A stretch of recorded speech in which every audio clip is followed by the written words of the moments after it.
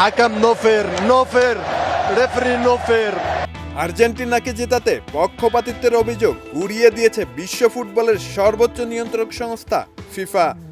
আর্জেন্টিনার কাছে ৩-২ ব্যবধানে হেরে বিশ্বকাপ থেকে বিদায় নেওয়ার পর মিশরের ফুটবল অ্যাসোসিয়েশন রেফারিদের বিরুদ্ধে দ্বিমুখী নীতি ও লিওনেল মেসিকে টুর্নামেন্টে টিকিয়ে রাখার চেষ্টার অভিযোগ তোলে। একই সঙ্গে তারা ফরাসি রেফারি ফ্রান্সোয়া ল্যাতিস্কিয়াকে বিশ্বকাপ থেকে বহিষ্কারের দাবি জানায়। মিশরের তীব্র ক্ষোভের মুখে রেফারিদের পাশে দাঁড়িয়ে কড়া জবাব দিয়েছেন ফিফার রেফারি প্রধান পিয়েল লুইজি কলিনা। তিনি স্পষ্ট জানান, মাঠের কর্মকর্তাদের সততা নিয়ে প্রশ্ন তোলার সুযোগ নেই এবং বাহ্যিক কোনো প্রভাবে ফিফার রেফারিরা সিদ্ধান্ত নেন না।